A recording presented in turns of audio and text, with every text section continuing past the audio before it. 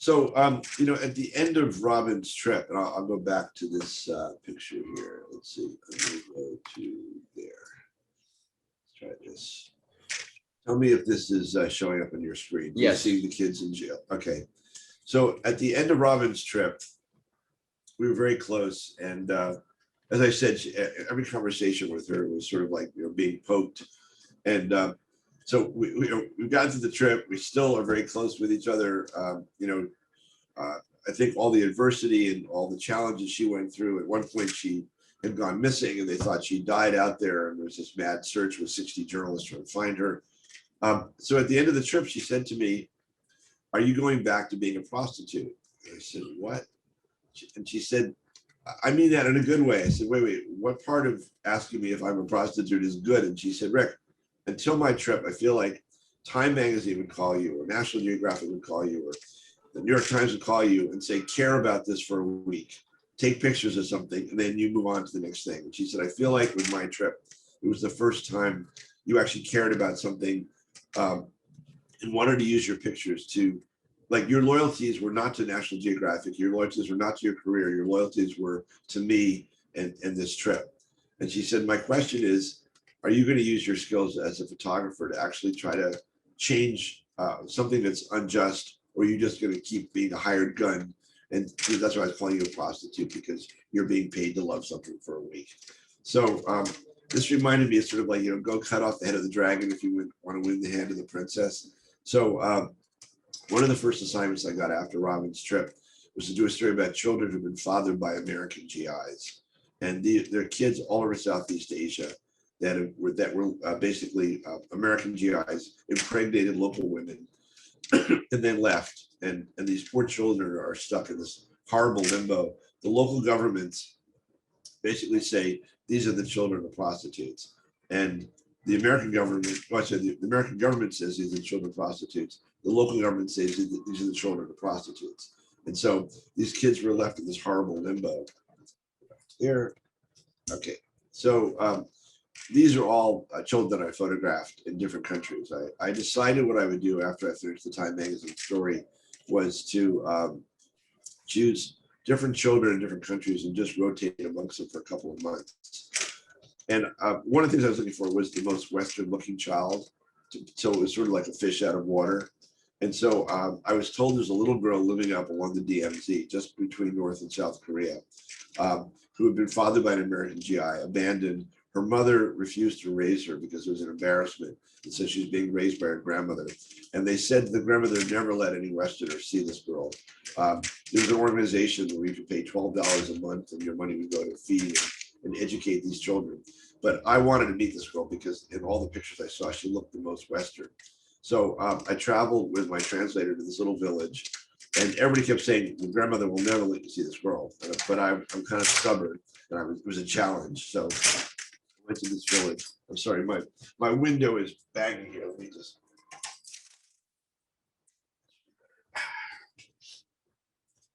So I met this little girl.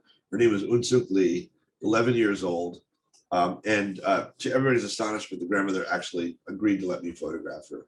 No one knew why. It was immediate from the moment that I met her. This little girl and the grandmother were so in love with each other. They'd sleep together on the floor at night. You can see how much they look like each other, even though she looks very Western and the grandmother looks very Korean. You can see the physical affection. They were always hugging each other, touching each other. The grandmother was the poorest woman in the village, but she was also the village wise woman and midwife. So throughout the day, I kept seeing people coming and visiting. I was paying for all this myself, so I couldn't keep the translator there. And I asked if I could. I had a sleeping bag, and I asked the grandmother if I could stay for the week in they had a little hut outside their house. And I said, look, I'll just sleep in the hut at night. And I asked the translator if she'd come back at the end of the week so I could formally thank the grandmother. And I said to the translator to say to the little girl that I asked her two things. I said, one, please pay no attention to me at all, if you don't mind. And secondly, if I ever do anything to embarrass you, just put up your hand and say stop, and I'll stop taking pictures. So that was her first word of English. I followed her to school. This was the school assembly in the morning. The girl was just so striking, just so beautiful, and obviously very strong personality. most of the children that I photographed had a terrible, um, uh, uh, imagine being made fun of and ridiculed from your earliest memories. You know, all of us probably as adolescents or children remember if we had a big nose or big ears or a pimple or whatever, you know, how self-conscious we were. And so imagine looking so different from everybody else in your world and how painful that is. Most of the children I photographed had, you know, their shoulders were bowed over. They wouldn't make eye contact. You know, everything about their body language told you that they felt like they were victims. She was the complete opposite. She was outgoing. She was proud. She was funny. I didn't know what she was saying, but she was always laughing and giggling and playing, you know, joking around with the other kids. In school, she was like getting in trouble for whispering in her friend's ear. You know, when the teacher would ask a question, she'd be the first at her to go to the bulletin board. So the end of the week came, and sometimes she'd grab my hand and walk around with me, and other times she'd be I'd be taking pictures, and she'd whisper into one of her girlfriend's ears and go, "Stop!" And I would stand at attention and lower my cameras, and the girls would all crack up and start giggling. So at the end of the week, the translator came back. I thanked the grandmother. I said, if it's okay, I'd like to come back in a few months and continue the story. And the grandmother started crying. And I said to the translator, what's going on? Why is she crying? And the translator spoke to her for a minute. And then the translator started crying. So I said, okay, can you tell me what's going on here? Because I've obviously done something wrong. The translator said, the grandmother says that she's dying. And she wants to know if you'll take Unsuk to America with you. I said, why does she think she's dying? And she said, she has stomach cancer. And the doctors are giving her 6 weeks. And that's why she let you see her granddaughter. She's never let anyone see the granddaughter before, no Westerners. But when you showed up, she felt it was, you know, God had sent you, and that she wants to know, will you take Unsuk with you to America? And I said, now I was 28. I said, I'm 28 years old. I'm not married. I live on my sister's couch in New York City. I'm really immature. I don't have a wife or a girlfriend. You know, I'm the wrong person for this. You know, I'm the wrong person. And she said, please, you have to take Unsuk to America. And I said, look, you know, if you're serious, my best friend is the same age as me. He has an 11-year-old son.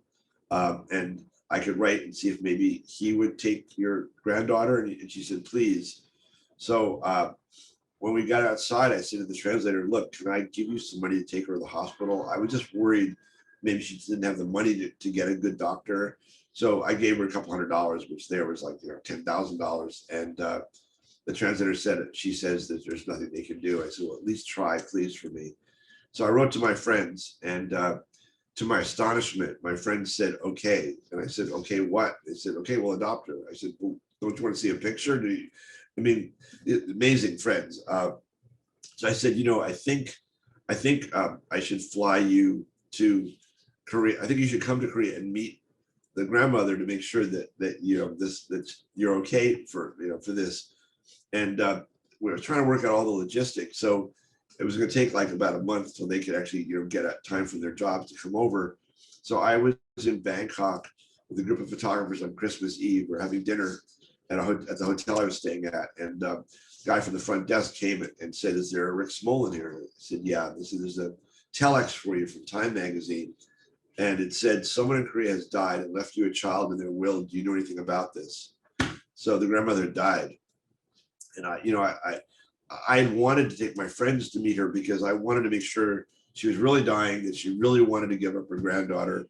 And so I flew back to Korea and went back to the village with the translator, and the house was empty. There was snow blowing through it. It was now, you know, it was early January, unbelievably cold. Nobody in the village would tell me where Unsuk was because the grandmother had always hidden her, and they thought they were honoring her wishes. So I finally found a little girl that she used to play with after school. And Unsuk, this little girl who played with Unsuk, gave us the address of her there's some address on the outside of Seoul. So we went to this address, and this gentleman in the picture on the left was her uncle who had taken her in. And it just turned out that that day they were having a ceremony for the grandmother where you burn clothing and photographs. And so I went to the ceremony. It's so hard to take pictures in a moment like this. You feel like such a parasite. And yet these pictures later are the ones that people treasure the most. But I have to, I'm not a paparazzi, and this, you know, I had my heart in my, you know, gut the whole time if this was the right thing to do or not. I had photographed an American Marino priest who ran a little orphanage south of Seoul. And so I suggested to the uncle that we go down and meet this priest to talk about the adoption proceedings. This is Father Skene, really wonderful man.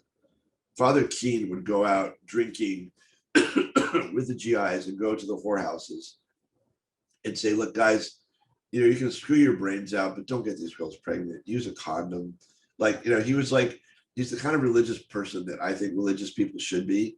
You know, he wasn't building temples to God. He was actually going out there and actually trying to make a difference in the world.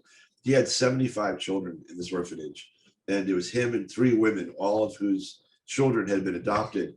So Natasha, I'm sorry, Unsuk moved into the orphanage, and I left to go on another assignment for time because I need to make some money to be paying for all this.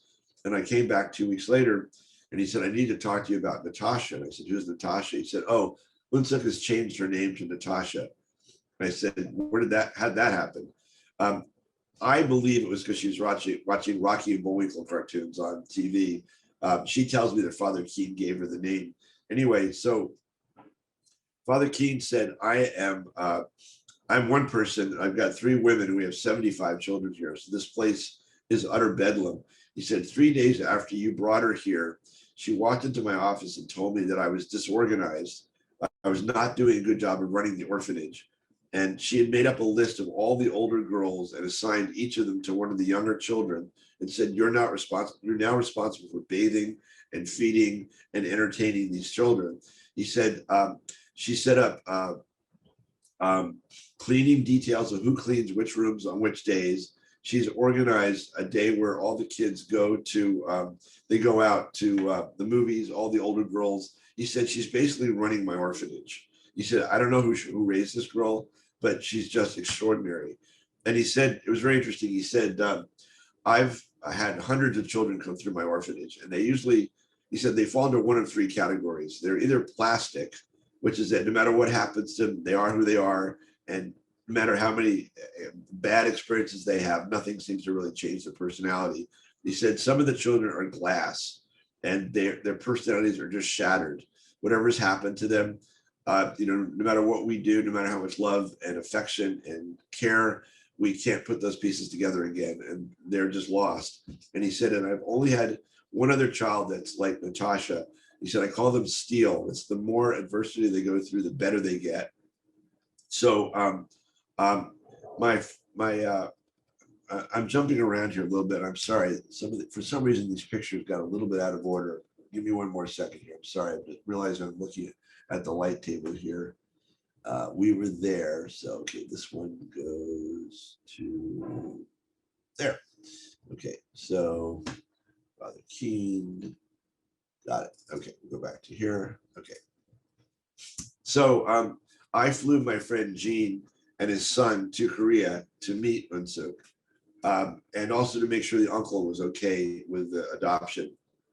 People told me later that's the stupidest thing I could have done, because you always want the wonderful, beautiful, ideal family over on the other side of the world. You never actually want to meet the real people, because no one ever lives up to the expectations. Fortunately, my friend Gene is an extraordinary guy. I met him when I was hitchhiking around Europe when I was 20 years old.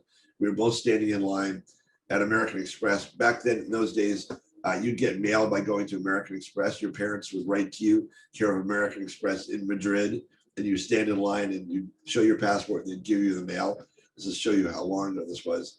And there were these 2 Swedish girls in line in front of me that I was trying to talk to, and they were not interested in talking to me. And Gene was doing the same thing, and we kind of commiserated, and we've been best friends ever since. It was one of those strange meetings that changed all of our lives. So anyway, Gene flew over with his son, and this is Gene teaching her how to use a knife and fork. This is Natasha teaching him how to use chopsticks. We went back to my hotel room, and the first, they'd only been there 3 nights at this point. So the first night, we got another hotel room for them next to mine. And so the two kids slept in the other hotel room next to us. And Gene and I stayed in mine. We stayed up all night talking while the kids slept. It was amazing to see two children who didn't speak each other's language, and yet they would just say out loud something in their own language. And like his son said, Dad, she needs to go to the bathroom. It's like, how do you know that? Well, because she said it, and she would say it in Korean, and somehow the kids would just, all the body language. So we came, the second night we went to the orphanage, and we all slept on the floor with all the kids because she wanted to show off her new father and brother to the other children. The third night we went back to my hotel, and I hadn't kept the extra room because I was paying for all this myself. The guy at the front desk, I said, can I have that room next to mine again for the kids to sleep in? And the guy said, I'm really sorry, sir, but our hotel is very full tonight. There's only one room full. You're on the 11th floor, but there's an empty room on the 5th floor. And Gene said, I'm not comfortable with the kids being by themselves on a different floor. So his son said, Dad, I have a sleeping bag. I'll just sleep on the floor. I said, yeah, I have a sleeping bag too. So Tim and I can camp out. Gene, you can get one bed. Natasha can get the other bed. Kids go to sleep. We turn off the lights. We're in the dark. And Gene and I are talking about what great guys we are, how we saved this girl's life. And we're just sort of, pounding our chests about, lots of ego and real smugness. And like, people are going to do stories about us, how cool we are. We saved this poor girl. We go to bed. And I've been in this hotel now for, 2 or 3 weeks, photographing Winsuk before Gene came. And the hotel was always overheated. It was always like 95 degrees in the room. So I always left the window open. And then every night around midnight, they would turn the heat off in the hotel. And I remember every night, like at 1 o'clock, I would get up shivering and I go to the window and close the window and go back to bed. So it's about 1 o'clock. And I get up to close the window and I hear people shouting outside. And I thought, oh, the bars must have gotten out. And I crawl back in my sleeping bag. The window's closed now, and I'm hearing these voices. I'm not hearing anger, I'm hearing terror. I don't speak a word of Korean. I've been in Korea like a million times, but I never learned a single word of Korean. But I'm hearing these voices, and something in the back of my mind says, that's not anger, that's terror. So I get up and I open the window, and I wear glasses, but I didn't have my glasses on. I look out, and there's flames coming up the side of our building, and the hotel's on fire. So I rush over to Gene. I said, Gene, don't freak out. I said, I think the hotel's on fire. He goes, what? Because he's still jet lagged. And we go to the window, and now there's flames coming by our window. We're on the 11th floor. And we try to get the kids up. And, if you guys have ever had children, when the kids have been asleep for an hour, it's like they took 5 Valium, like, their heads all over the place. And we're trying to get them. We can't talk to her. We don't speak a word of Korean. And I'm hearing these weird things breaking, these weird thumps, people shouting in the halls. His son had these LLB boot laces, one of these boots where you have to put 40 laces together. And my first thought is I have 150 rolls of film that I've been shooting of her. I never developed any of the film because I didn't trust the labs in Korea. And so Gene's saying, Rick, leave the goddamn film. We have to get out of here. And I didn't think about my cameras, my traveler's checks, my passport. All I could think of was the film. And Gene is saying, leave the fucking film. We're going to die. We have to get out of here. So we run to the door, and he opens the door, and he goes out, and he's holding on to his son. His whole son's holding on to me. I'm trying to drag her out of the room, and she won't let go of the door. She's screaming. She's yelling. She's holding onto the door. She won't leave the room. And thank God she saved our lives, because Gene turned around, and opening the door was like walking into a blast furnace. There were people screaming. There was glass breaking. There's smoke pouring in our faces. We're all choking. Gene turns around and pushes us back in the room. The door shuts. The whole room is full of smoke. His son has asthma, and his son keels over on the floor. And until that moment, Gene and I are the same age, but he's like, he's a family man. He builds homes. He's a big, strong, smart. He's a mature guy. I'm like this immature kid. And I've been in situations with Gene before. Whenever we're in trouble, Gene knows what to do. But then when his son started choking, and he leans over his son, and then Gene is like sobbing, holding his son. That's when I completely lost it. I just thought, I remember I was sitting on the bed. I tried to put my arm around her, and she pushed me away. And I remember having two unbelievable emotions. One was just absolute terror. And I kept saying, I'm not religious at all, but I saying, God, this has to be a dream. This is going to be a nightmare. This isn't happening. I just want to wake up. This can't be real. And the second was absolute guilt. I just felt like, oh my God, I've been playing God with all these people's lives. And I'm just, not only am I going to die, but I've just killed my best friend and his son and this poor girl. And this is all my fault. And here I am, playing with people's lives. And this is what happens when you think you're God. And this is just before the fire. This is showing Natasha where Atlanta was. So we picked the kids up, and I'm sorry. So Gene looks up at me in the room, and he says, "Do you have gaffer's tape?" Gaffer's tape is metallic tape that all the photographers use to put around their light stands and things like that. And I think he's going crazy. I said, "What do you?" Yeah, I have gaffer's tape. What are you talking about? He said, "Rick, we're going to die from the smoke. All we can do is stop the smoke. We can't get out of here. We have to stop the smoke. It's all we can do." So he ran to the bathroom, and we soaked towels and put the kids' towels over our faces. Then we took the gaffer's tape and we taped room service menus over the vents because smoke was pouring in through all the heating vents, with blankets at the bottom of the door because smoke was coming underneath the door. And then we opened the window. We put the kids on the windowsill to try to get some air so we could breathe. And right across from us was the scaffolding of a new building that was going up right across from the hotel. And on the scaffolding were all these goddamn photographers waiting for people to jump. No fire engines, no one trying to get us out, just these parasites. I'm not a paparazzi, but I remember thinking, if we get out of this, God, I swear I'll do something else with my life. I was yelling at them, God damn it, like, call a fire engine, get us help.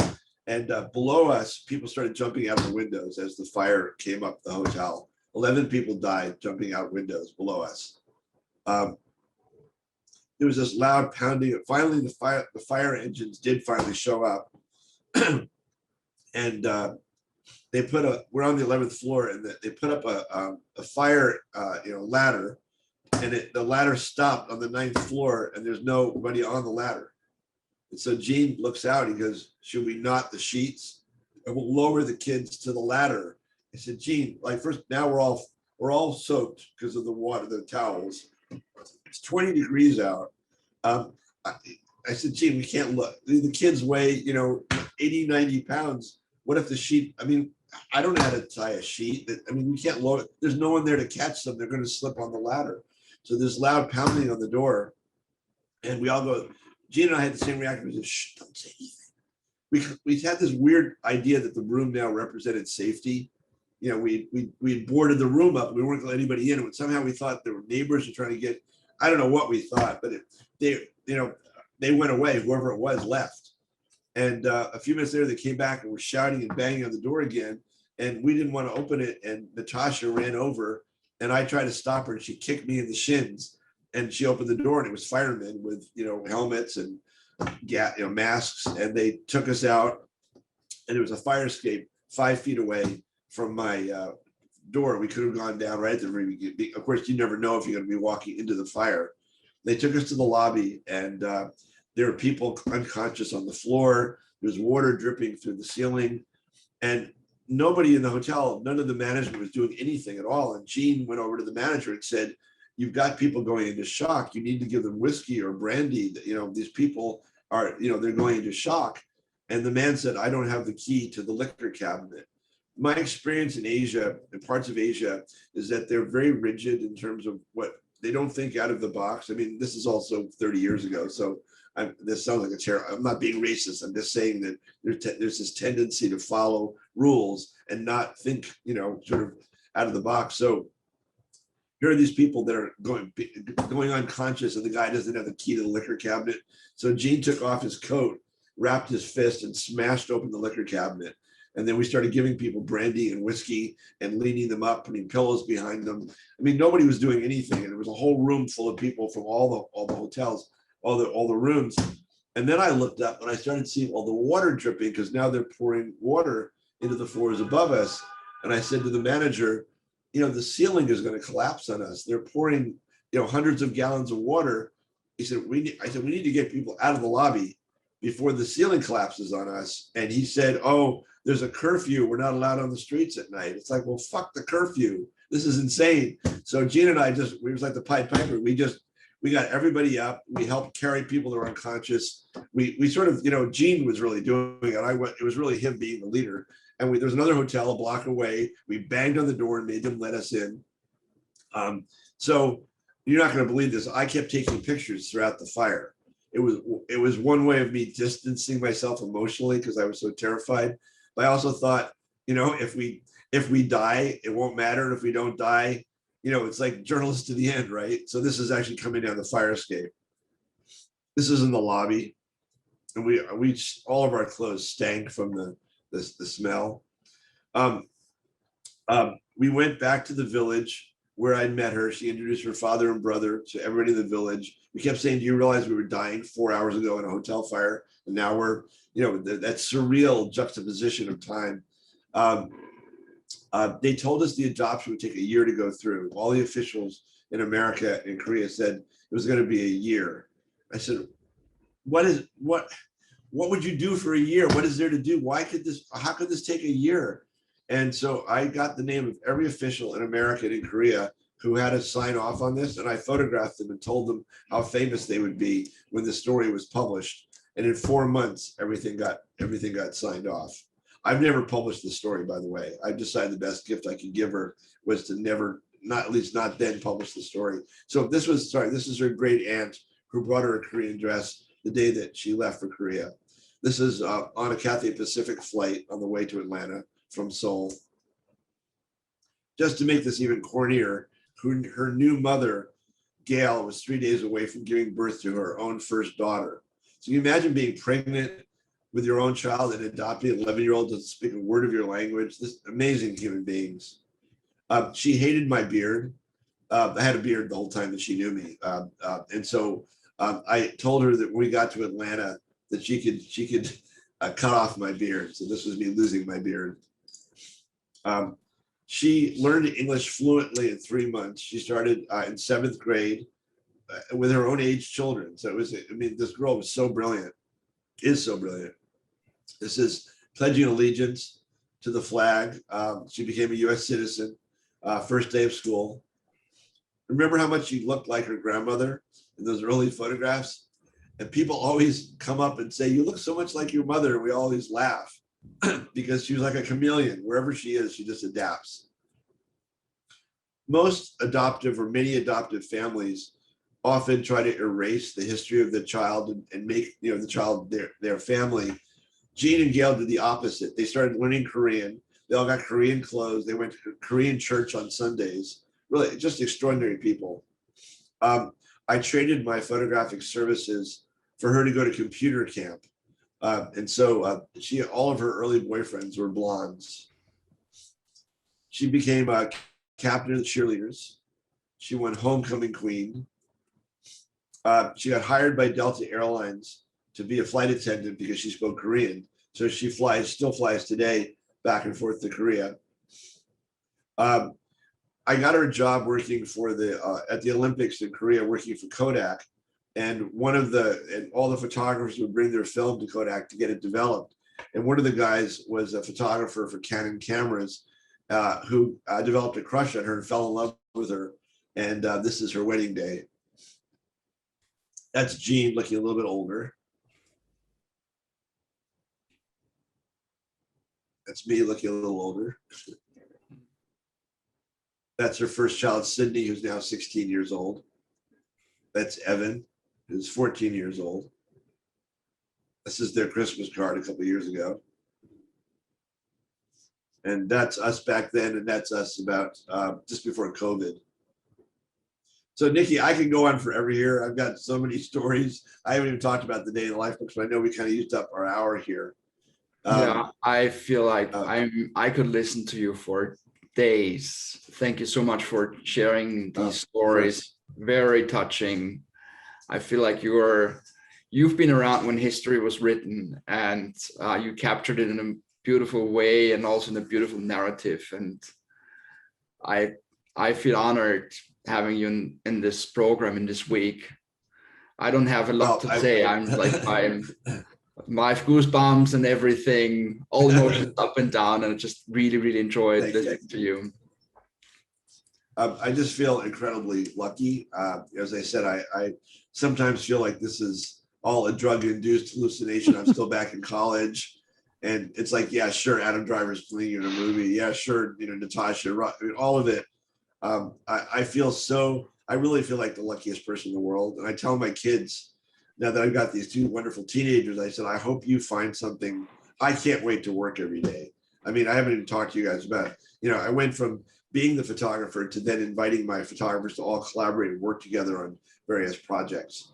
I just, I'm not religious at all. I just feel like to go from being the shy kid that couldn't talk to people to being able to see the world this way and hopefully positively touch other people's lives is great. So I feel like the luckiest person on earth. And I feel the most privileged person on earth to know you, to have met you, and also now to introduce you to my community in this program. Rick, thank you so much. That was just wonderful. Thank you, guys. Nice to meet all of you. Thank you.